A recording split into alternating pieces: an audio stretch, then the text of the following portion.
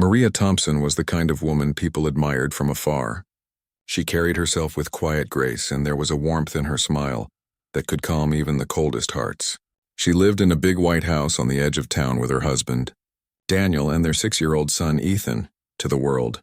They were the picture of happiness, a perfect family built on love, laughter, and hard work. Daniel owned a small but growing construction company. He was a man who believed in earning every penny honestly. Maria often helped with the company's paperwork and accounts, and together they had turned a small startup into a successful business.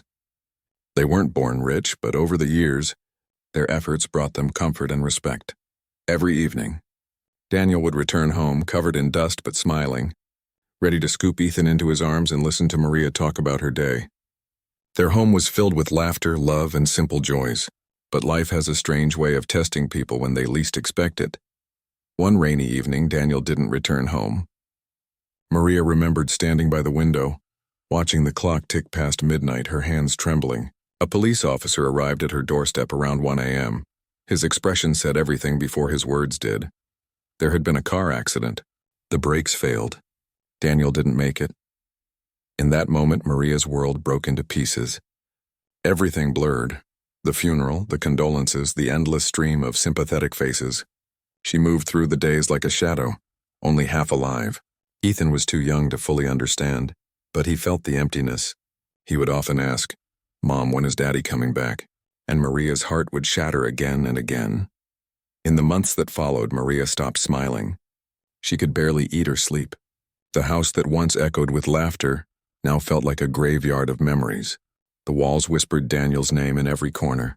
Then came Tom Reed, Daniel's former business partner. He had been around for years, always friendly, always dependable. Tom was there at the hospital, at the funeral, and even after everyone else moved on with their lives. He kept checking on her. He would bring groceries, help fix things around the house, and often sit with her when the loneliness became too much. Maria began to depend on his presence even though she didn't realize it at first. Tom was patient and soft-spoken. He listened when she cried. He offered comfort when she felt lost. Slowly, she began to trust him. Months passed and Tom started helping with Daniel's business affairs too. He offered to handle meetings and contracts since Maria didn't have the strength to manage them. "You can trust me," he would say gently. Daniel would have wanted me to take care of things. For a while, Maria truly believed that. She wanted to believe someone cared, that maybe kindness still existed in a world that had taken everything from her. As time went on, Tom's visits became more frequent. He would bring flowers, take her and Ethan out for dinner, and talk about the future. Then one evening he confessed his feelings. "Maria," he said, looking into her eyes, "I've cared about you for a long time. You don't have to be alone anymore. I want to be here for you, for both of you." Maria was stunned. Her heart raced. She didn't know what to say. Part of her wanted to push him away. She felt guilty even listening. But another part of her, the lonely part that missed having someone to talk to, wanted to believe him. Tom was gentle and patient. He didn't pressure her. He told her he understood her pain and that love could heal her again. Against her better judgment, Maria let him into her life. Slowly, cautiously, but enough to make a difference. For a brief time, things began to feel lighter. Ethan liked Tom. He would laugh again, calling him Uncle Tom. The business was running smoothly, and Maria even started painting again, something she had stopped since Daniel's death. But as the months passed, small things began to feel off. Maria noticed missing files from the office. Bank statements didn't match. Tom always had explanations, just small transfers, some supplier mix-up, nothing to worry about. At first, she didn't question it. After all, Tom had been there for her through everything. Why wouldn't she trust him? Then one afternoon, while organizing old documents, she found something she wasn't supposed to see. A contract transferring ownership of company shares to Tom's name. Her signature was at the bottom, except she had never signed it. Her hands trembled. Her stomach twisted. She felt a cold wave rush through her body. Maria confronted him that evening. "Tom, what is this?" she asked, holding up the paper. Tom didn't even flinch. He smiled casually and said, "You're overreacting. It's just a technical adjustment, for tax reasons." But Maria wasn't a fool. She pressed further, demanding answers. That's when Tom's tone changed. The calm, gentle voice was gone. Listen, Maria, he said sharply. You can't handle the business. You need me. I've been keeping things together for you. You should be grateful. Those words stung. Grateful? She whispered, her voice shaking. You've been stealing from me. He laughed in a cold, mocking sound. It's not stealing if it's already mine. I built that company with Daniel too. And honestly, you're too emotional to manage it alone. You needed someone like me to take control. Maria stood frozen, unable to believe the man she had trusted could speak that way. Tears filled her eyes. Not of sorrow this time, but of realization. After that day, she began looking into everything. The accounts, the papers, even Daniel's accident. The deeper she dug, the darker it got. A mechanic who had worked on Daniel's car came forward anonymously. He told her that someone had paid him to delay brake repairs, the same car Daniel drove the day he died. The name on the payment slip was Tom Reed. Maria's heart stopped. Her knees went weak. Every breath felt heavy, painful, unreal.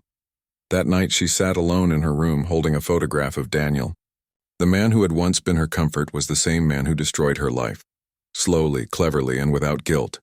She didn't cry this time. She just stared at the wall, silent, still, almost lifeless. The only movement came from her trembling fingers as she tore up every letter, every memory that reminded her of Tom. For days, she said nothing. She acted normal, smiled when she had to, even thanked Tom for helping her. But inside, she was no longer the same woman. Something inside her had gone cold. Not out of hatred, but from the realization that forgiveness would never bring peace. The world saw a calm widow rebuilding her life.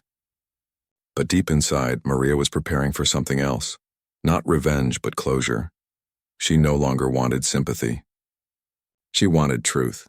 She wanted an end to the lies. The woman who once cried for help was gone. In her place stood someone quiet, unbreakable, and ready to face what was coming, no matter the cost. And when Tom came knocking again, smiling as if nothing had changed, Maria knew the final chapter of her pain was about to begin. Maria Thompson changed after that night. She no longer looked like a grieving widow. She looked calm, composed, and strangely peaceful. But behind that calm face, her heart carried the weight of betrayal too deep for words. Every morning, she woke up early, made breakfast for Ethan, and sent him to school. To everyone around, life seemed normal. Neighbors even said, Maria is finally healing. No one knew what was really happening inside her heart. She spent her days quietly gathering evidence. Every file, every receipt, every message that connected Tom to Daniel's company fraud. She kept it all. She worked late into the night, sometimes with tears running down her cheeks, remembering how Daniel used to help her with paperwork. But now she wasn't doing it for business. She was doing it for truth. Tom still came by often, pretending that nothing had changed. He brought gifts for Ethan, spoke sweetly, and acted like a caring friend. But his eyes always carried a certain confidence, the confidence of a man who thought he could never be caught. One afternoon, as Maria sat in her living room, she heard his voice from outside. Maria, I brought dinner. Thought I'd surprise you. She smiled politely, even though her stomach turned. That's kind of you, Tom. Come in. He placed the food on the table and looked around the house. You've been quiet lately, he said. Everything okay? Yes, she replied softly. Just been thinking about life and the future. Tom smiled, relieved. That's good. You know, we've both been through a lot. I still believe we can have a future together. Maria kept her eyes down. Maybe, she said quietly. But tell me, Tom, what kind of future is built on lies? He froze for a second, then forced a laugh. Lies? What are you talking about? She didn't answer. She only looked at him with calm, knowing eyes, the kind that made even confident people nervous. That night after he left, Maria finished her final step. She placed all the evidence she had, bank statements, signed contracts, payment slips, into an envelope and mailed it anonymously to the police department. Then she sat in her garden, looking at the stars. For the first time in years, she didn't cry. She just breathed deeply, knowing that the truth was finally on its way to the light. 2 days later, everything changed. Tom arrived at her house in the evening, his face pale and eyes full of panic. "Maria, did you do something?" he demanded, his voice shaky. She looked at him, confused on purpose. "Do something? What do you mean?" "They froze my accounts. The police questioned my lawyer. Someone sent them documents. My documents. Only you had access to them." Maria tilted her head slightly. "Maybe the truth found its way out," she said softly. His anger boiled. "You don't know what you've done. You've ruined everything." "Everything?" she repeated. "No, Tom. You ruined everything the day you betrayed Daniel. I'm just ending what you started." He stared at her for a long moment. Then his tone changed, from anger to pleading. His voice softened, trembling with fake emotion. "Maria, listen to me. We can fix this.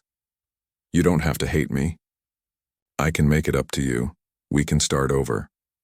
She stayed silent. Tom stepped closer, desperate now. "I know I hurt you, but I love you. I can give you a new life. We can have another child. I can get you pregnant again. We can rebuild the family you lost." For a few seconds, the world stood still. The words echoed in her mind. "I can get you pregnant again." Maria looked into his eyes, and for the first time, he saw something he had never seen in her before. Not anger, not fear, but disappointment. "Tom," she said quietly, "you can replace money, you can replace property, but you can never replace love. And you don't even understand what love means." He stood there, speechless, trying to find something to say. But Maria turned away. "Please leave," she whispered. "You've already taken too much from me. Don't take my peace too." He hesitated, then left, slamming the door behind him. That night, Maria sat on her porch, watching the darkness settle over her garden. For the first time in a long while, she felt calm. She wasn't scared anymore. She wasn't weak anymore. She had faced her past and survived it. The next morning, the police came to her door. They asked her a few questions about Tom's activities, and she told them everything, calmly, clearly, without anger. When they left, she finally felt free. Within a week, the news spread all over town. Tom Reed had been arrested for fraud, forgery, and illegal business dealings. The community that once admired him now spoke his name in whispers. The company Daniel had built was finally safe again. Maria didn't celebrate. She didn't smile with satisfaction.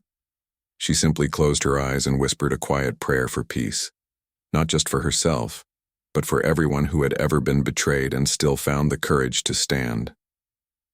Months passed. The court case ended. Tom was sentenced for his crimes. Maria sold the company soon after. It held too many memories, both good and painful. She used the money to start something new, something meaningful. She bought a small house near the ocean, where the air smelled of salt and freedom. She opened a small charity organization that helped widows and single mothers rebuild their lives.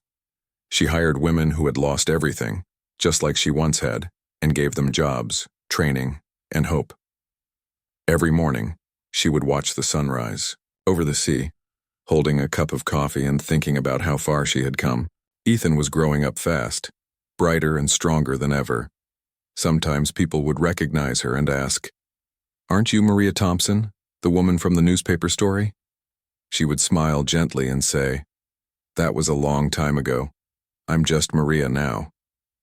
At night, when the wind was quiet, she would still talk to Daniel's picture.